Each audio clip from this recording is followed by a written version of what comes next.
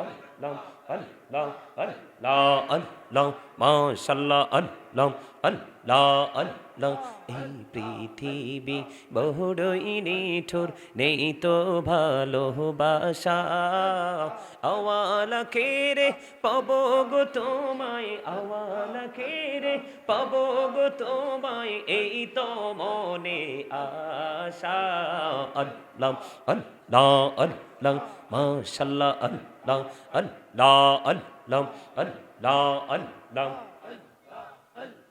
নিজ মুড়াতে একলা যখন ভাবি তোমায় নিয়ে হৃদয়টাকে শীতল করি চোখেরই জল দিয়ে আল্লাহ আল্লাহ আল্লাহ আল্লাহ আল্লাহ আল্লাহ আল্লাহ আল্লাহ এই নামেতে এত মধু এই নামেতে এত মধু জাহানি তো আগের দয়াল জাহানি তো আগে যতই জপি নামটি তোমার যতই জপি নামটি তোমার তোই মধুর লাগে রে দয়াল তোই মধুর লাগে আল্লাহ আল্লাহ আল্লাহ আল্লাহ আল্লাহ আল্লাহ আল্লাহ এলাহো দো রেহি আর মাঝে এলাহো দো রেহি আর মাঝে কিসের করো খেলা পিছের দিকে চাইয়া দেখো পিছের দিকে চাইয়া দেখো ডুবে যায় তোর বেলা রে আল্লাহ আল্লাহ আল্লাহ আল্লাহ আল্লাহ আল্লাহ প্রেমের আলাপ কহুরে গুনবি মেহরা যেতে যাইয়া দয়াল প্রভু দিলেন মেরাজ দয়াল প্রভু দিলেন মেরাজ মুমিনের লাগিয়া আল্লাহ আল্লাহ আল্লাহ আল্লাহ আল্লাহ আল্লাহ দেখা হইলেন আল্লাহর ওলি গৌসুল আজম নাম যার শোনে পেহলায়তের আলোই বরলো বেলায়তের আলোই বরলো পাখি ভূমি বাগদাদ আল্লাহ আল্লাহ আল্লাহ আল্লাহ আল্লাহ আল্লাহ আল্লাহ দেখা হইলেন আল্লাহর ওলি শাহজালাল নাম যার শোনে সোরে মহানদী পার হয়ে যায় সোরে মহানদী পার হয়ে যায় বিচারা যার পাহাড় আল্লাহ আল্লাহ আল্লাহ আল্লাহ আল্লাহ লা ইলাহা ইল্লাল্লাহু মুহাম্মাদুর রাসূলুল্লাহ সাল্লাল্লাহু আলাইহি ওয়াসাল্লাম। উপস্থিত সম্মানিত উলামায়ে কেরাম, আমন্ত্রিত অতিথিবৃন্দ, দাড়িপাকা আমার মুরব্বী বাবারা, যুবক ভাইয়েরা, পর্দার অন্তরালে রয়েছেন আমার মা বোনেরা, বিশেষ করে আজকে মোহিতপুর পূর্বপাড়া বাইতুল মামুর জামে মসজিদ মাঠে পবিত্র ঈদে মিলাদুন্নবী সাল্লাল্লাহু আলাইহি সাল্লাম উদযাপন উপলক্ষে আজকে ওয়াজ ও দোয়ার মাহফিলের আয়োজন করা হয়েছে। যারা আজকে টাকা দিয়ে, পয়সা দিয়ে, অর্থ দিয়ে, বুদ্ধি দিয়ে, শ্রম দিয়ে, সার্বিক সহযোগিতার মাধ্যমে এবং উপস্থিতির মাধ্যমে আজকের এই জান্নাতের বাগানকে আমরা সাজাতে পেরেছি, আল্লাহ আপনাদের সকলের প্রতি আমার আন্তরিক সালাম। আসসালামু আলাইকুম ওয়া রাহমাতুল্লাহি ওয়া বারাকাতুহু। সম্মানিত উপস্থিতি, আপনারা তো বাড়ির মানুষ, তাই না? কথা বলেন। এখানে তো আউট কোনো লোক নাই, তাই তো? আপনাদের এই মাহফিলটা ষষ্ঠতম। কততম? মানে ফার্স্টটা চলে গেছে, এটা 6 নাম্বার। কয় নাম্বার? রানিংটা কয় নাম্বার? আপনাদের এই জায়গাটাতে শুধু একটু মোহাব্বতের জিকিরের আওয়াজ পাইছি, আর আপনাদের মধ্যে ওই যে সবুজ টুপি 2-4 জন লোক একটু জিকির করছে, আর সবাই গোমরা মুখে হুতুম পেচার মতো বসে আছেন। রাগ করবেন না আমার কথায়। আচ্ছা, গত 5টা বছর যে মাহফিলটা চলে গেল, এই 5টা বছর মাহফিল থেকে আপনারা কি শিখতে পারছেন বলতে পারবেন একটু আমাকে? এই মাহফিলটার আয়োজন করার মানে কি বোঝেন? কিছু বোঝেন না। আপনারা জানেন না কত গুরুত্বপূর্ণ জায়গা আমরা বসেছি, যেখানে আসলে গুনাহ মুছে যায়, ঝরে যায়। যদি নিয়ত এবং প্রেম দুটো যদি কি থাকে, অ্যাকুরেট থাকে। আপনারা জানেন যারা জিকির করে তারা জিন্দা, যারা জিকির করে না তারা মুর্দা। এবার আপনি নিজের বিবেককে প্রশ্ন করেন, জিকির থেকে দূরে থাকার কারণে আপনি কোরআন হাদিসের দৃষ্টিভঙ্গি থেকে জীবিত মানুষ হিসাবে চিহ্নিত হইলেন নাকি মৃত মানুষ হিসাবে? কথা বলেন না বাবার। আমার সাথে রাগ করে লাভ নাই তো। আমি আসছি আপনাদের কাছে কিছু সময় আলোচনা করব, হয়তোবা জীবনে আর আপনাদের সাথে আমার কোনোদিন দেখাই হবে না। কথা বলেন, এরকম না বিষয়টা তো এরকম। আমার কথাগুলো আপনারা একটু গুরুত্ব দিয়ে শুনবেন। এখানে তো আপনারা এলাকার মানুষ, গ্রামের মানুষই। এমন না যে রাত্র 2টা-3টা বেজে গেছে, আপনারা ক্লান্ত হয়ে পড়েছেন, আপনারা পিপাসার্থ হয়ে পড়েছেন, আপনাদের ঘুমের জন্য আপনাদের শারীরিকভাবে আপনাদেরকে উইক যে একটা মনোভাব সেটা আপনাদের মধ্যে তৈরি হয়েছে। বিষয়টা তো এরকম না। এখনো সন্ধ্যা। এখনকার যুগের মানুষের তুলনায়, এখনকার যুগের মানুষের চিন্তার তুলনায় এখনো সন্ধ্যা। এই যে আমার দাদাভাই যে বসছে, ওনাদের সময়ের হিসাব করলে এখন প্রায় আমাদের অর্ধরাত চলে গেছে, কারণ আমাকে তাহাজ্জুদ আবার পড়তে হবে। কিন্তু এখনকার ছেলেদের তো নামাজেরই খবর নাই, তাহাজ্জুদ কি আর অন্য কিছু কি? ঠিক কিনা বলেন? আরো জোরে। আমি আপনাদেরকে বলি, যারা জিকির করে তারা জাকির, যারা জিকির করে না তারা গাফেল। কথা কি বুঝতে পারছেন? আমার আওয়াজ দিয়ে কথা বলতে হবে। আমার কথায় কি রাগ হয়েছেন? আমার কথার স্টাইল এরকম, স্ট্রেট ফরওয়ার্ড ভাবে কথা বলি, কারণ হক কথা সবসময় একটু তিতাই হয়। কারণ হক কথা শোনার মতো, মানার মতো, হৃদয় ধারণ করার মতো মানুষের সংখ্যা দিন দিন দুনিয়াতে কমেই যাচ্ছে। ঠিক না বলেন? আর হক কথাকে যেদিন আপনি হক কথাকে, হক পথকে আপনি ভালোবাসতে জানবেন না, সেদিন থেকেই মনে করবেন যে আপনার অবনতি। কথা বলেন না কেন? আরো জোরে। সম্মানিত উপস্থিতি, আল্লাহ রাব্বুল আলামিন আপনাকে আমাকে জবান দিছে বুট বাদাম খাওয়ার জন্য না, চায়ের দোকানে বসে বসে মানুষের বদনাম করার জন্য না, কোন বাড়িতে দাওয়াত দিলে দাওয়াত খেয়ে এসে রাস্তার মাঝামাঝি এসে আহা লবণ দেয় না এই কথা বলার জন্য না। জবানটা কি জন্য দিছে জানেন? জবানটা আল্লাহ রাব্বুল আলামিন দিয়েছে, আমি বলছি, আল্লাহ রাব্বুল আলামিন বলতেছে ফাযকুরুনি আযকুরুকুম। এটা নামবে না চাচা, এটা নামবে না। এটা জন্মই হয়েছে এইরকম ভাবে, এটাকে আর কিছু করার নাই। আমি চাইছিলাম একটু উপরে বসতে, বুঝছেন? এখন উপরে বসার মতো কোনো স্কোপ নাই এখানে। কি বলতে বুঝতে পারছেন? আমি আইসে তো দেখছি যে মাইক্রোফোন আমার জন্য একটা বড় একটা এফেক্ট। আমি জানতাম আপনারা এটা বলবেন। সবাই চায় তার প্রিয় মানুষকে দেখে দেখে তার জবানের কথা শুনতে, ঠিক না? ঠিক। এত কাছে আইসা যদি একবারে খাঁচার সামনে মুখটা থাকে তো দেখে কেমনে? কথা বলেন না কেন? আরো জোরে, আরো জোরে। তবে আপনাদের সৌভাগ্য, দেখছেন নি কত ক্যামেরা আসছে, কত চ্যানেল আসছে। আপনাদের বাড়ির মাহফিলটার দ্বারা অনেক মানুষ হেদায়েতের পথে আসবে এই মিডিয়াটার মাধ্যমে। এটাকে অনেক সময় মানুষ এটাকে নেগেটিভলি দেখে। এইটার মাধ্যমে আপনার টাকা, আপনার পয়সায়, আপনাদের কষ্টে মাহফিল হয়েছে না? এই মাহফিল যতদিন অনলাইন প্ল্যাটফর্ম আছে ততদিন এই মাহফিলও থাকবে অনলাইনে। আর যতদিন মানুষ হেদায়েতের পথে আসবে এখান থেকে শুনে শুনে, ততদিনই আপনারা বেনিফিশিয়ারি হতেই থাকবেন। তার মানে আপনারা সওয়াবের অধিকারী হতেই থাকবেন। এটাকে খাটো করে, ছোট করে, অসম্মান করার কোনো সুযোগ নাই। আর এগুলো আছে বলেই আপনারা আজকে আমারে পাইছেন। কথা বলেন না কেন? আরো জোরে। এগুলো যদি না থাকতো আপনারা কি আমাকে পাইতেন? আমি কি আপনাদেরকে পাইতাম? এটা হতো না, ঠিক না? আমার কথাগুলো একটু শোনেন। আমি আপনাদেরকে কি বলি, আমি আজকে আপনাদের জন্য চমৎকার আলোচনা নিয়ে আসছি। যেহেতু আমাকে বিষয় দিয়েছে রিসালাত, আমার রাসূল। সুবহানাল্লাহ বলেন না? আরো জোরে। মাই ডিয়ার প্রফিট মুহাম্মদ রাসূলুল্লাহ সাল্লাল্লাহু আলাইহি সাল্লাম। আওয়াজ তুলে কন্না সুবহানাল্লাহ। আমার প্রিয় রাসূল। আমি আজকে আমার প্রিয় রাসূলকে নিয়ে আলোচনা করব, ঠিক কিনা বলেন?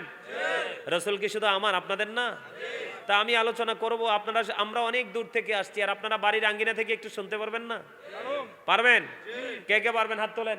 নারে তাকবীর, আল্লাহু আকবার। নারে তাকবীর, আল্লাহু আকবার। নারে রিসালাত, ইয়া রাসূলুল্লাহ। নারে পাক পাঞ্জাতন, ইয়া পাক পাঞ্জাতন। নারে গাউসিয়া, ইয়া রাসূলুল্লাহ। সুন্নাত ওয়াল জামাত জিন্দাবাদ, জিন্দাবাদ।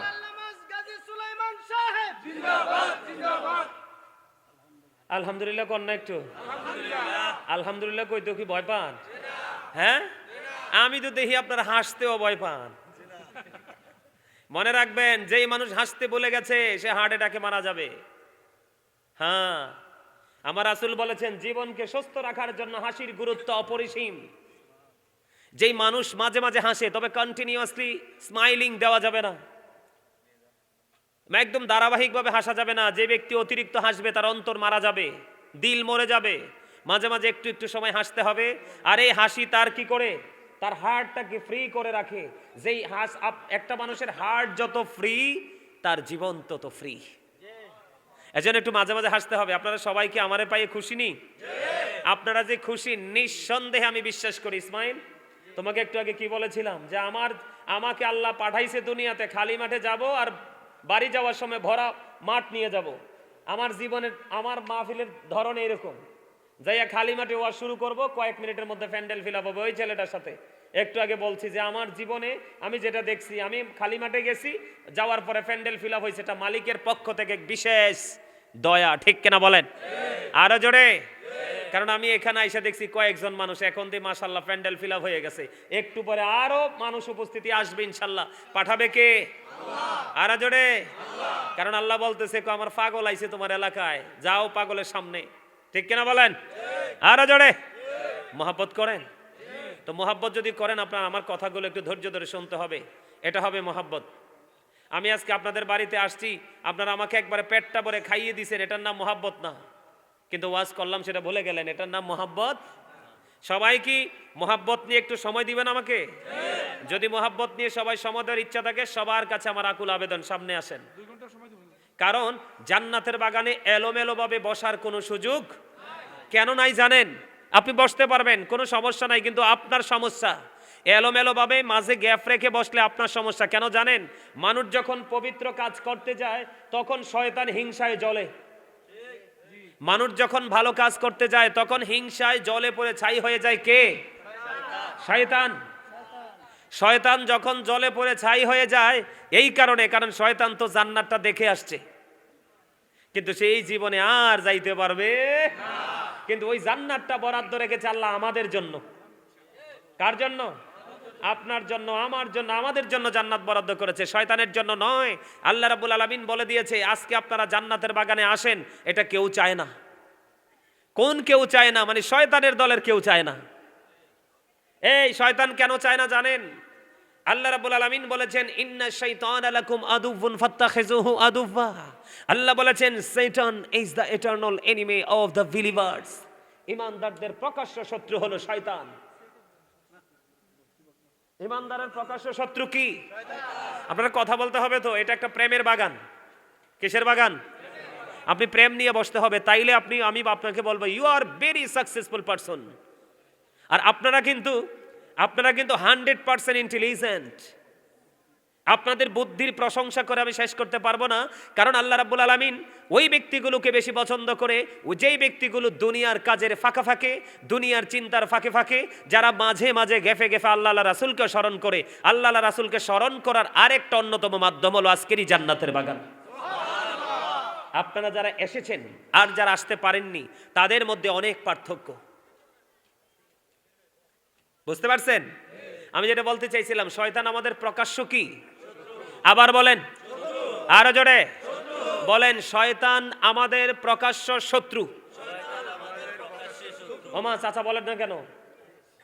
আপনি কি মনে করছেন বুড়ো হইলে শয়তান আইয়ে না? আরে বিয়ে এই সময় আরো বেশি আইয়ে। ঠিক না বা ঠিক? একটা সময় আইবো যৌবন কালে, একবারে ডিস্টার্ব করে ফেলবো যৌবন কালটারে। ঠিক কিনা কন? এই সময় সতর্ক থাকতে হবে। আরেকটা হলো বয়সের কালে। এই আল্লাহ রাসূলকে প্রশ্ন করছে, ইয়া রাসূলুল্লাহ দুনিয়ার মধ্যে সবচেয়ে বেশি সম্মানী ব্যক্তি কে? কয় যার বয়স বেশি সে। ইয়া রাসূলুল্লাহ দুনিয়ার মধ্যে সবচেয়ে বেশি অসম্মানী ব্যক্তি কে? নবীজি কয় সেটাও যার বয়স বেশি সে। নাউজুবিল্লাহ কোন? আরো জোরে কোন? নাউজুবিল্লাহ। আরেকটু জোরে নাউজুবিল্লাহ। নাউজুবিল্লাহটা জোরে কইলে তো হইয়া যায় কামডা। ঠিক কিনা বলেন? আরো জোরে। এইবার আমারে দেখবেন সবাই। এবার ঠিক আছে নি? হ্যাঁ, আমি তো আগেই জানি যে এইটাই করা লাগবে। ঠিক কিনা বলেন? কিন্তু মনের মানুষ পাইলাম না, দুঃখ বলি কার কাছে? ঠিক না বেঠে? আরো জোরে আপনারা তো আমার মনের কষ্টই বুঝেন নাই, কি কমু কষ্ট কোন। আল্লাহ রাব্বুল আলামিন মুমিন মুত্তাকি যারা, এদিক তাকান। এই আমার আলোচনা শুনতে হলে এখানে দাঁড়ানো যাবে না, বসার জায়গা যেহেতু আছে। চাচাতো ভাই, খালাতো ভাই, মামাতো ভাই সবাই চলে আসেন। ও মামা দেখছেন নি যাই গীতেছে তো। আরে না, এমনি কয় না। এ মনু মুর্দারে চললেইও এই মুই কইতে পারি।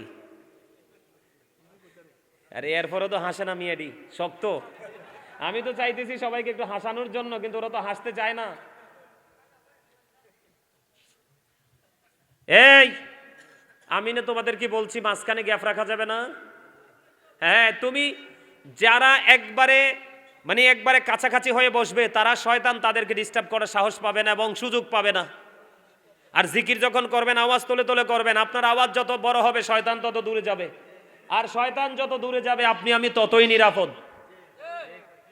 সম্মানিত উপস্থিতি, যেটা বলতে চেয়েছিলাম, আল্লাহ রাব্বুল আলামিন বলেছেন, কি বলবো?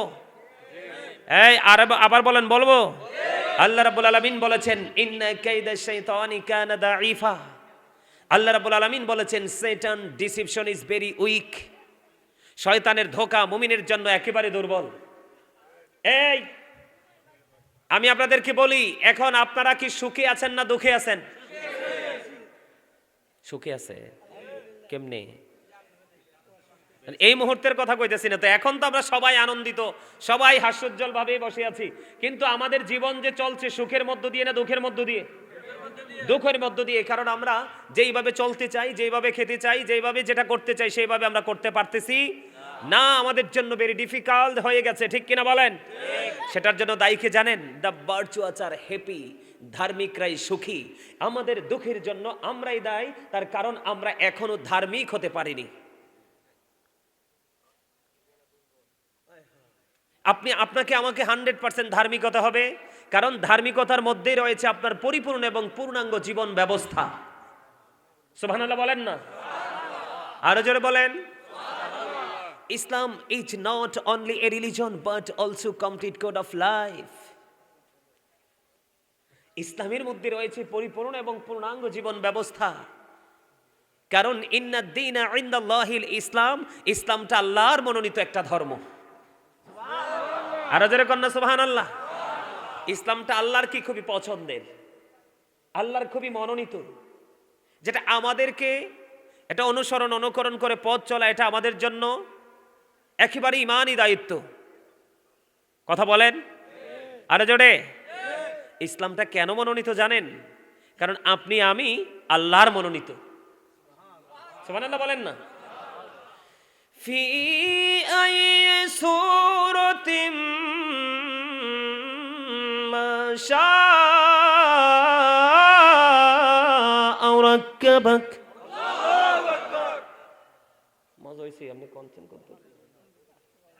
এই যে আমার দাদা ভাই কইছে আটটু মজা হইব, দেখছেন? আপনারা এখন আটটু মজা হওয়ার দরকার না? আরে আরে জোরে। দুর্বল ইমানদারের চাইতে আল্লাহ শক্তিশালী ইমানদারকে বেশি ভালোবাসে। কোনটা নিবেন? আরে জোরে, কোনটা নিবেন?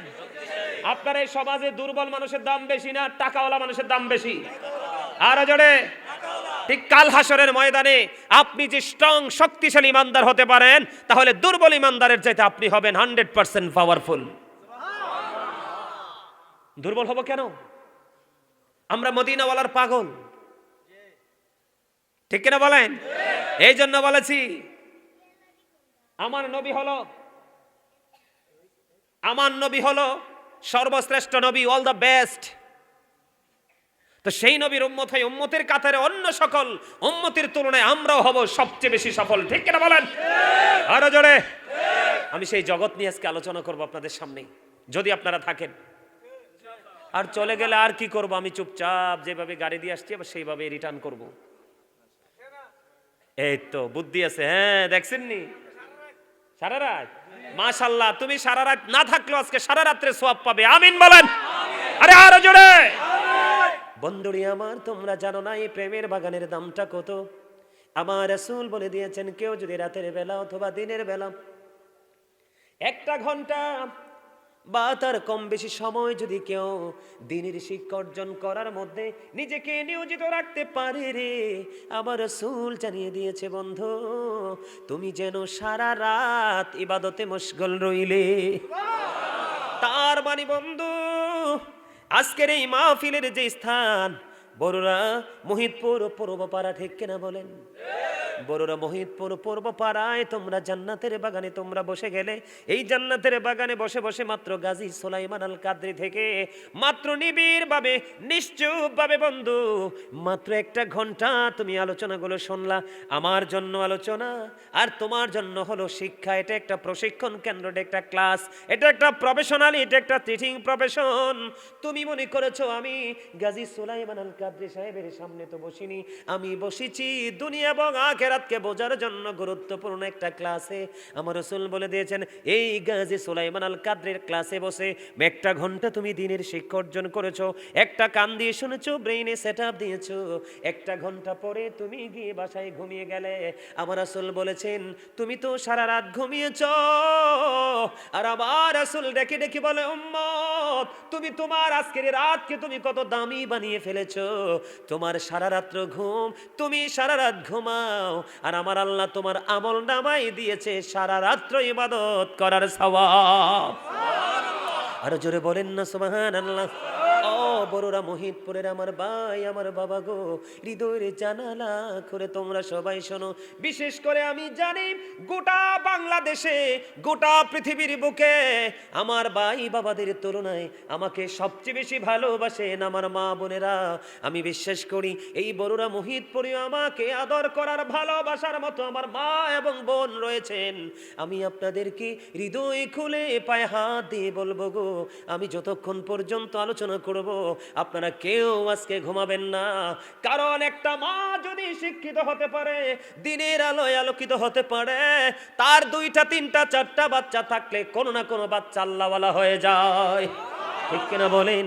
কারণ আপনি তেঁতুল গাছ লাগাইলে তেঁতুলি তো ধরে, আম গাছ লাগাইলে আমই ধরে, জাম গাছ লাগাইলে জামই ধরে। ঠিক তেমনি ইমানদার মুত্তাকি যদি বাবা মা হয়, সে বুঝি ইমানের মজা কত, সে বুঝে গোলামির মজা কত, সেই মজা তার সন্তানের সিনায় ঢুকিয়ে দেয় অটো।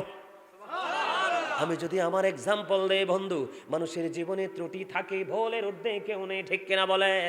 বন্ধুরে আমার, আমি যদি আপনাকে বলি, আমি বোঝার পরে জীবনে কোনোদিন আমি দেখিনি আমার বাবা একটা ওয়াক্ত নামাজ বন্ধু কাজা করেছে। আমার জীবনে আমি দেখিনি কোনোদিন আমার মা বন্ধু আওয়াবিন নামাজ, শাস্তের নামাজ, ইশরাকের নামাজ, কত নামাজ পড়তো। ছোট্ট থাকতে বলতাম মা কত নামাজ পড়ে, কিন্তু এখন এই জগতে এসে বুঝলাম বন্ধু মা যা করেছে অত্যন্ত প্রেমময়। আপনারা বলেন, আমি অহংকার করে বলছি না, বাস্তবতা থেকে বলছি। আপনারা অনেক চেষ্টা করে আজকে আমাকে এনেছেন আমার মাদ্রাসার শিক্ষক ও বন্ধু জনাব হযরত মাওলানা রফিকুল ইসলাম আনসারী সাহেবের আমন্ত্রণে আমি এইখানে এসেছি। বলল বাবা তুমি আমার এখানে যেতে হবে, ওইটা আমার বাড়ি, আমি এইখানে চলে এসেছি। অনেক কষ্ট করে আনেছেন, তার কারণ আমি বুঝাইতে চাই, আপনারা যদি আর একটা গাজী সুলাইমান সেকেন্ড পাইতেন আমাকে তো ডাকতেন না।